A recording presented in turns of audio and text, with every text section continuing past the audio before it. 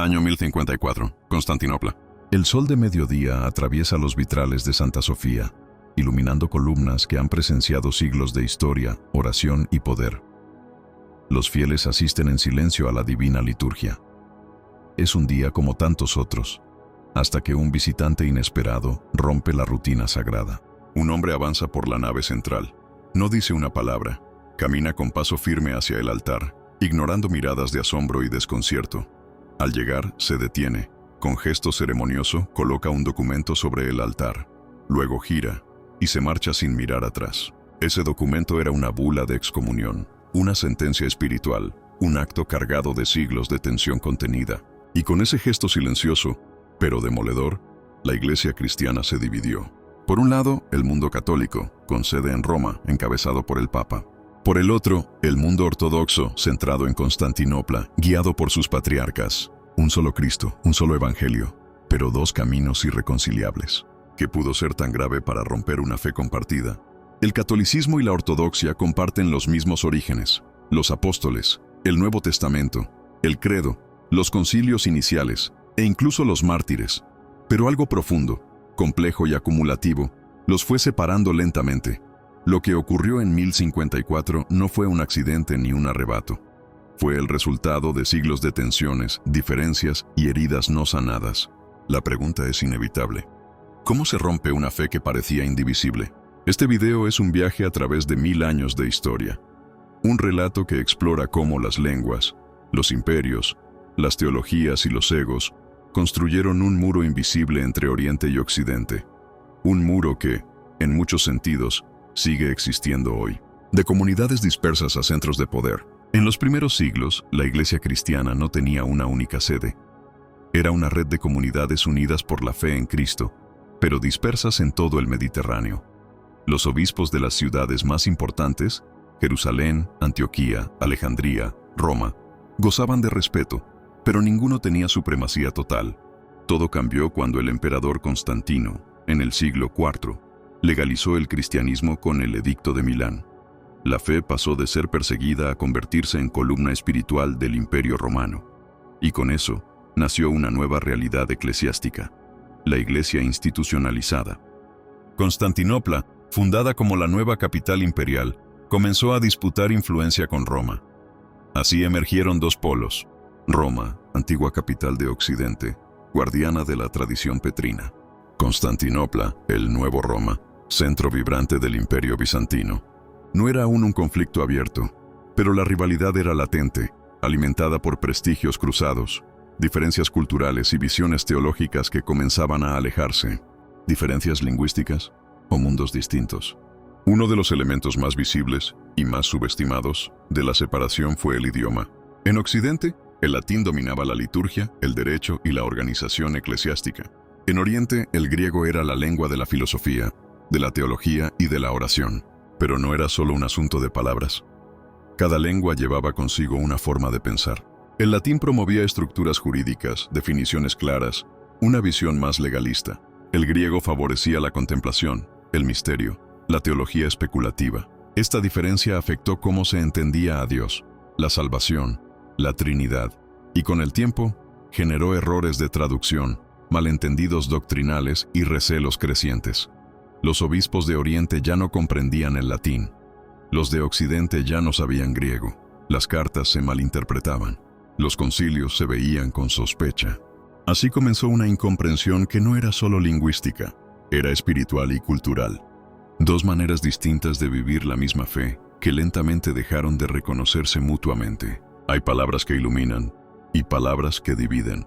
Y en la historia del cristianismo, pocas palabras han sido tan pequeñas en apariencia, pero tan explosivas en su efecto como esta: filioque. En latín significa simplemente «y del Hijo». Una adición, una frase breve que fue introducida en Occidente al credo niceno-constantinopolitano, afirmando que el Espíritu Santo procede del Padre y del Hijo. Pero esa pequeña modificación fue suficiente para detonar uno de los conflictos teológicos más amargos y duraderos entre Oriente y Occidente. El credo que unía y que luego dividió. Para entender el problema, hay que regresar al siglo IV, cuando los concilios ecuménicos de Nicea, 325, y Constantinopla, 381, definieron los pilares de la fe cristiana. Entre ellos se formuló el credo, una síntesis sagrada sobre la Trinidad, aceptada por toda la Iglesia. El texto decía, en su versión original griega, «Creemos en el Espíritu Santo, que procede del Padre, nada más, nada menos». Una frase que fue cuidadosamente redactada, debatida y aprobada por representantes de toda la cristiandad. ¿Por qué añadir algo? A partir del siglo VI, algunas iglesias en Hispania, especialmente en el reino visigodo, comenzaron a añadir la frase «y del Hijo» al credo, para reforzar la divinidad de Jesucristo en respuesta a las herejías arrianas que negaban su naturaleza divina. Era una intención noble, defender la fe ortodoxa, pero con el tiempo la frase se extendió en las liturgias del occidente latino, y en el siglo IX, el Papa lo aceptó oficialmente en el rito romano, sin consultar a las iglesias orientales. Una modificación con consecuencias devastadoras. Para Roma se trataba de una expansión legítima de la doctrina, una defensa clara de la igualdad entre el Padre y el Hijo. Pero para Constantinopla era una herejía, y peor aún, una imposición unilateral.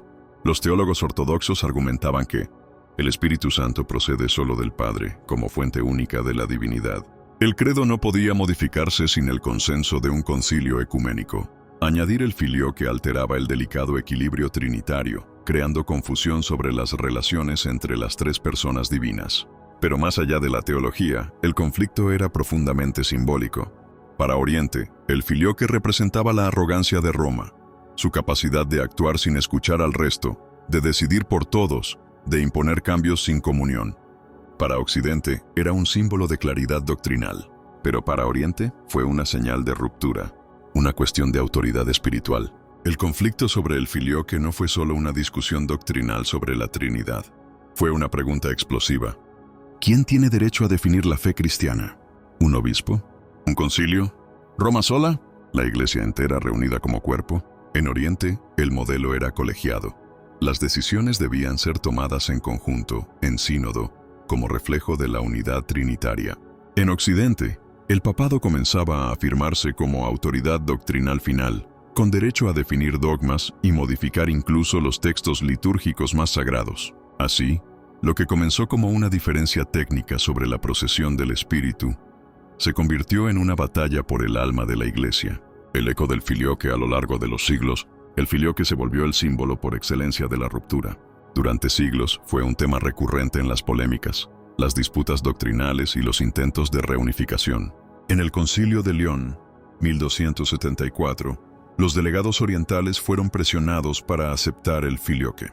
En el Concilio de Florencia, 1439, se logró un acuerdo momentáneo, pero fue rechazado por el pueblo ortodoxo al regresar a casa.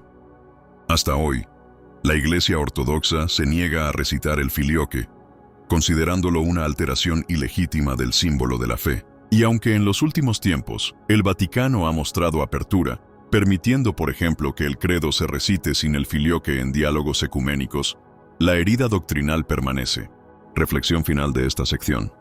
No se trataba solo de teología, se trataba de identidad, de memoria compartida, de autoridad eclesial. Y como sucede tantas veces en la historia humana, una sola palabra puede decir más de lo que parece. El filioque fue una grieta que reveló un abismo más profundo. El alejamiento espiritual, político y cultural de dos iglesias que ya no hablaban el mismo idioma, ni con la lengua, ni con el corazón. El poder y la figura del Papa, título de primus inter pares, al trono universal. En los primeros siglos del cristianismo, ser obispo de Roma no implicaba superioridad doctrinal ni jurídica sobre los demás. Era, sí, una sede de gran prestigio, porque Roma era la ciudad donde, según la tradición, habían sido martirizados Pedro y Pablo. Pero en esencia, el obispo de Roma era considerado el primero entre iguales, primus inter pares, dentro del colegio de obispos. Sin embargo, esa visión fue cambiando con el paso de los siglos. En Occidente, mientras el Imperio Romano se desmoronaba y las estructuras políticas colapsaban, el papado emergió como la única institución sólida, continua y respetada, tanto por el pueblo como por los nuevos poderes seculares. Roma sin emperador, pero con un papa. Cuando el Imperio Romano de Occidente cayó en el año 476, Roma quedó políticamente huérfana. Los emperadores ya no estaban. En su lugar, surgieron reinos germánicos, visigodos, ostrogodos, lombardos, que, si bien poderosos militarmente, carecían de legitimidad espiritual y administrativa. En ese vacío, el Papa se convirtió en el punto de referencia. Era el único vínculo visible con el pasado romano, con la autoridad imperial, con la estabilidad moral. Y así, lentamente, la figura del obispo de Roma comenzó a adquirir un aura de liderazgo absoluto, ya no solo como guía espiritual, sino como juez doctrinal, árbitro político y representante visible de la Iglesia universal. Las llaves de Pedro, origen de una supremacía. Una de las bases bíblicas más citadas para justificar la autoridad papal es Mateo 16, 18, 19. Tú eres Pedro, y sobre esta piedra edificaré mi iglesia. Te daré las llaves del reino de los cielos. Lo que ates en la tierra quedará atado en el cielo. Esta frase, dicha por Jesús a Pedro, fue interpretada en Roma como una delegación de autoridad única, una investidura espiritual que pasaba de Pedro a sus sucesores, es decir, a los obispos de Roma. Con el paso de los siglos, esta interpretación se volvió dogma de autoridad, y el Papa pasó a ser considerado no solo como guía de la Iglesia, sino como vicario de Cristo en la tierra, con potestad directa sobre todos los cristianos. En Oriente la visión era distinta. Mientras en Occidente la figura del Papa crecía en poder e influencia, en Oriente se mantenía un modelo distinto, una iglesia sin centro único, gobernada por patriarcas autónomos, organizados en un sistema colegiado. Los 5 patriarcados originales, Roma, Constantinopla, Alejandría, Antioquía y Jerusalén, eran conocidos como la Pentarquía. Cada uno tenía autoridad sobre su región, pero todos estaban unidos por la fe y por el consenso en los concilios. Para Oriente, el Papa de Roma sí tenía un lugar de honor. Era el primero en dignidad. Pero eso no significaba que pudiera decidir por los demás, ni modificar la doctrina sin consultar al resto. Su autoridad era moral, no jurídica. La idea de un obispo con jurisdicción universal simplemente no tenía cabida en la tradición eclesial oriental. Intervenciones, tensiones y acusaciones de arrogancia. Los conflictos comenzaron cuando los papas de Roma empezaron a intervenir en asuntos orientales, enviando legados, dictando decisiones, reclamando obediencia. En algunos casos, excomulgaban a patriarcas orientales o se negaban a reconocer decisiones tomadas en concilios locales. Para muchos en Constantinopla, esto era una afrenta directa a la autonomía sagrada de sus iglesias. Cada acto de poder por parte del Papa era visto no como guía pastoral, sino como arrogancia imperial, una especie de nuevo César eclesiástico que pretendía gobernar sobre todo el cuerpo de Cristo desde una sola sede. El caso simbólico, la coronación de Carlomagno. Uno de los gestos más simbólicos y problemáticos ocurrió en el año 800, cuando el Papa León III coronó a Carlomagno como emperador del Sacro Imperio Romano. Este acto fue interpretado en Oriente como una provocación. ¿Por qué? Porque en Constantinopla ya existía un emperador romano legítimo, el Basileus Bizantino. La coronación de Carlomagno fue leída como un desconocimiento del Imperio de Oriente, una especie de golpe simbólico que dividía no solo el poder político, sino también el alma de la cristiandad. A partir de allí, la tensión entre Roma y Constantinopla creció de forma sostenida. El Papa se veía a sí mismo como líder de una nueva Roma espiritual y política, y Constantinopla se consideraba la heredera auténtica del imperio cristiano original. 2 centros, 2 visiones, 2 egos en colisión. Reflexión final de esta sección. El conflicto sobre el papado no fue un malentendido aislado. Fue una diferencia estructural sobre cómo debía funcionar la Iglesia, sobre el equilibrio entre unidad y diversidad, entre centralización y colegialidad. Mientras Roma afirmaba, para que haya unidad debe haber una cabeza visible, el Papa.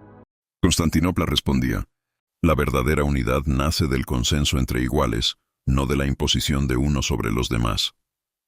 Así, el papado dejó de ser un símbolo de unión y se convirtió en el punto más crítico de separación. Título: Cuando los imperios se arrodillan ante los altares.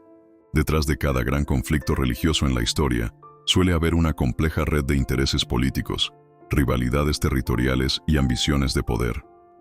El gran cisma de 1054 no fue la excepción. Si bien las diferencias doctrinales y litúrgicas fueron reales y profundas, La ruptura definitiva entre Oriente y Occidente fue acelerada e incluso alimentada por los cambios geopolíticos y el colapso del orden imperial tradicional. Roma cae, Constantinopla sobrevive. En el año 476, el Imperio Romano de Occidente desaparece. Su último emperador, Rómulo Augustulo, es depuesto por un caudillo germano. El viejo Occidente imperial se fragmenta en una constelación de reinos bárbaros. Pero en el este, el imperio continúa. La capital, Constantinopla, se mantiene como la nueva Roma, vibrante, orgullosa, intacta. Allí gobierna el Basileus, el emperador bizantino, quien se considera no solo heredero de César, sino protector de la fe ortodoxa. En Bizancio, política y religión están profundamente entrelazadas. El emperador convoca concilios, nombra patriarcas y participa activamente en la vida eclesiástica. Este sistema es conocido como cesaropapismo, una fusión del trono imperial con el altar. En cambio, en Occidente, sin emperadores, el vacío político fue ocupado por el Papa. Con el paso de los siglos, el pontífice dejó de ser solo un obispo venerado, para convertirse en una figura política de peso. Negociaba con reyes, gobernaba territorios y se proyectaba como el líder espiritual y moral de toda Europa. Dos visiones muy distintas. En Oriente, el emperador tiene autoridad sobre la Iglesia. En Occidente, el Papa se convierte en soberano religioso y político. Esta divergencia fue minando la confianza. Ambos lados se miraban con recelo. Roma veía a Bizancio como una teocracia imperial. Constantinopla veía a Roma como una iglesia que había usurpado funciones estatales. El caso Carlomagno, un imperio de más. La tensión política alcanzó un punto crítico en el año 800, cuando el Papa León III coronó a Carlomagno como emperador del Sacro Imperio Romano. Desde la óptica romana, esto fue un acto de restauración, el renacimiento de un imperio cristiano en Occidente, con base en el poder germánico, pero bendecido por la Iglesia. Desde la óptica bizantina, fue una afrenta directa. Constantinopla ya tenía un emperador legítimo. El título imperial no podía ser duplicado. La creación de un nuevo imperio romano en Occidente fue interpretada como un insulto y una usurpación. Era como si el Papa dijera: no reconocemos al emperador de Bizancio como legítimo. Nosotros tenemos nuestro propio César, coronado por Roma. Este evento sembró una profunda herida diplomática. A partir de ahí, el este y el oeste dejaron de hablar en términos de colaboración y comenzaron a verse como proyectos rivales. El control de territorios e iglesias. Otra dimensión política clave fue la lucha por el control de comunidades cristianas en zonas fronterizas. En el sur de Italia, Sicilia y los Balcanes, coexistían iglesias latinas y griegas. Ambas reclamaban autoridad sobre las mismas diócesis. El Papa enviaba legados. El patriarca de Constantinopla respondía con protestas. Las iglesias eran cerradas. Los sacerdotes eran reemplazados. Estos conflictos, aparentemente locales, eran síntomas de un problema mayor: el choque entre dos poderes que se creían legítimos para gobernar a los cristianos. A esto se sumaba el papel de los reyes y príncipes locales, que jugaban a dos bandos según su conveniencia. Buscaban el apoyo espiritual de Roma o de Constantinopla, según lo dictaran sus intereses militares y económicos. El nacionalismo religioso en crecimiento. Con el paso de los siglos, tanto en Oriente como en Occidente, la religión comenzó a mezclarse cada vez más con el sentimiento de identidad nacional. En Bizancio, ser ortodoxo era ser bizantino. En Europa occidental, el catolicismo se convirtió en parte integral del nuevo orden feudal. La Iglesia ya no era solo un cuerpo espiritual, era una institución geopolítica, con influencia directa en decisiones de guerra, alianzas, comercio y diplomacia. Por eso, cuando las disputas teológicas surgían, como el caso del filioque o la autoridad papal, eran recibidas con nerviosismo político, como amenazas no solo a la fe, sino al equilibrio de poder. Reflexión final de esta sección. El cisma de 1054 fue el punto culminante de una ruptura que se venía gestando tanto en los altares como en los tronos. Fue un quiebre espiritual, sí, pero también un conflicto entre dos formas de entender el poder. Roma como centro espiritual absoluto en un occidente descentralizado. Constantinopla como corazón de un imperio donde la fe y el Estado marchaban juntos. Cuando la política se mezcla con lo sagrado, lo divino se convierte en territorio de disputa, y lo que debería unir termina por separar. El escenario estaba listo. Siglos de tensiones, disputas, malentendidos y diferencias acumuladas habían ido debilitando los puentes entre Oriente y Occidente. Pero aún no había una ruptura definitiva. A pesar de todo, la Iglesia seguía siendo una, al menos en teoría. Hasta que un día, un gesto inesperado, lo cambió todo. Constantinopla, año 1054. La ciudad era un crisol de esplendor y poder. Capital del Imperio Bizantino, centro de la cristiandad oriental, hogar de Santa Sofía, el templo más majestuoso de la época, y sede del Patriarcado de Constantinopla, uno de los 5 pilares del cristianismo. Aquel verano, sin embargo, un aire espeso flotaba sobre la ciudad. El patriarca Miguel I Cerulario, defensor férreo de la ortodoxia oriental, estaba en desacuerdo con prácticas litúrgicas latinas que consideraba irreverentes. Había ordenado cerrar iglesias de rito latino en Constantinopla. Había enviado cartas duras a Roma, exigiendo respeto por las tradiciones orientales. Y el Papa no estaba dispuesto a ceder.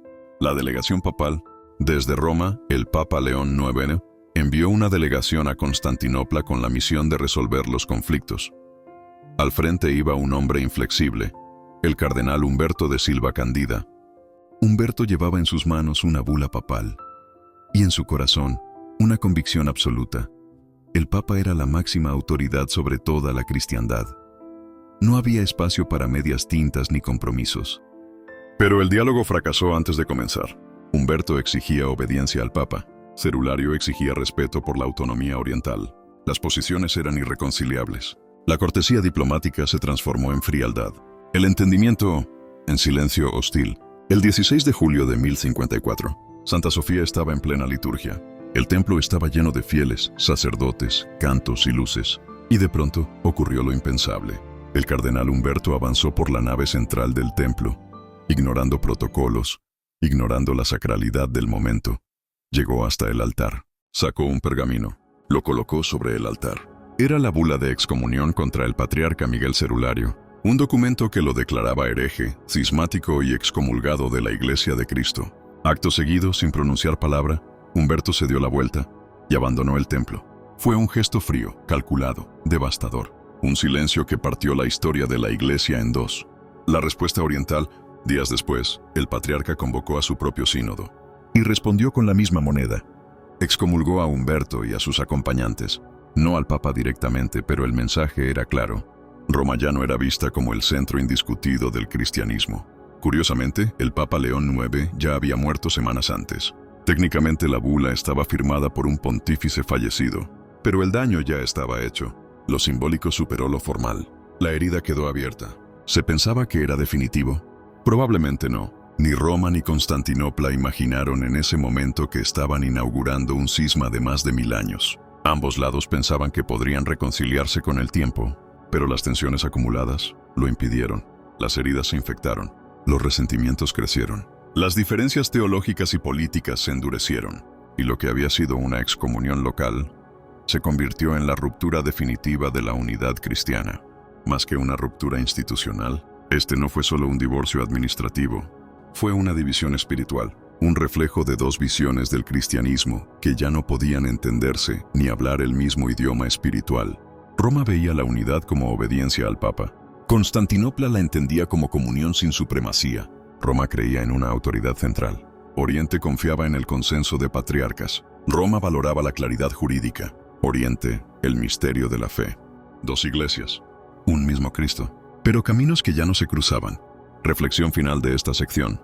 El día que Humberto dejó una excomunión sobre el altar de Santa Sofía, no solo entregó un documento, depositó siglos de tensión acumulada, rompió un hilo que se había tensado demasiado, marcó sin palabras el final de una unidad que ya no existía en los corazones. Y aunque las excomuniones fueron finalmente levantadas en 1965, el eco de ese gesto sigue resonando en la historia del cristianismo.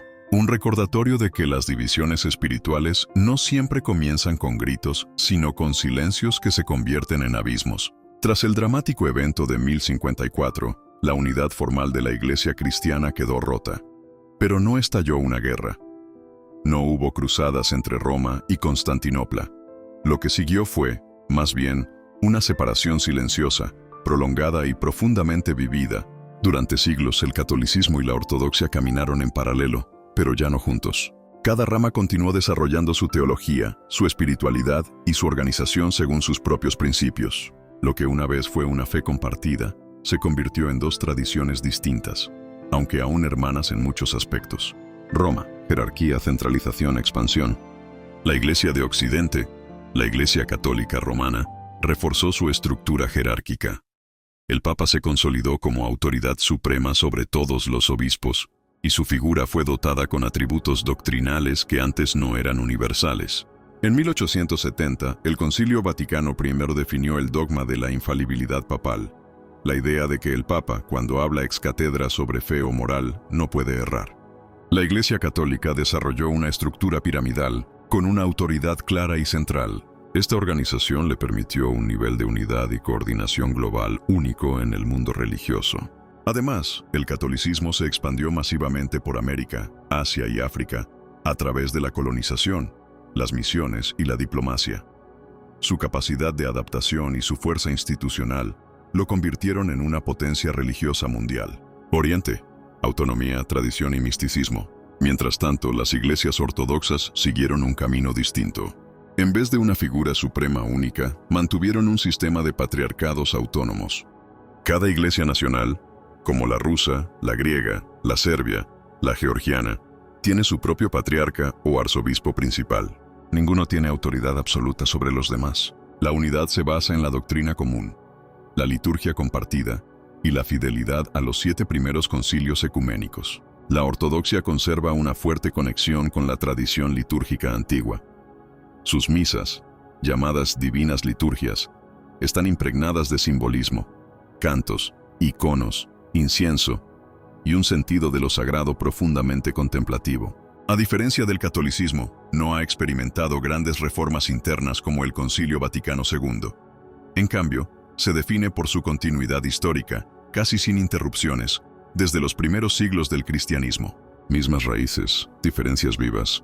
A pesar de las diferencias, católicos y ortodoxos comparten los 7 sacramentos, la doctrina trinitaria, la veneración de los padres de la Iglesia, el respeto por María, la Madre de Dios, la creencia en la real presencia de Cristo en la Eucaristía. Estas diferencias no son solo formales, reflejan 2 formas de ver y vivir la fe. El catolicismo tiende a la claridad doctrinal, el desarrollo filosófico, la definición jurídica. La ortodoxia favorece el misterio, la contemplación, la experiencia litúrgica como vía hacia Dios. Donde el catolicismo ha sido más activo en debates sociales, bioéticos o políticos, la ortodoxia ha optado por la estabilidad, la oración y la transmisión fiel de lo recibido. En cierta forma, es como si el catolicismo hubiera mirado hacia el mundo y la ortodoxia hacia el cielo. Intentos de acercamiento y obstáculos persistentes. A lo largo de los siglos, ha habido varios intentos de reunificación. Concilio de León, 1274. Concilio de Florencia, 1439. Encuentro en Jerusalén entre Pablo VI y Atenágoras I, 1965. Si bien algunos acuerdos se lograron en papel, el pueblo ortodoxo nunca los aceptó completamente y la desconfianza permaneció. A nivel teológico, el filioque sigue siendo un punto de discordia.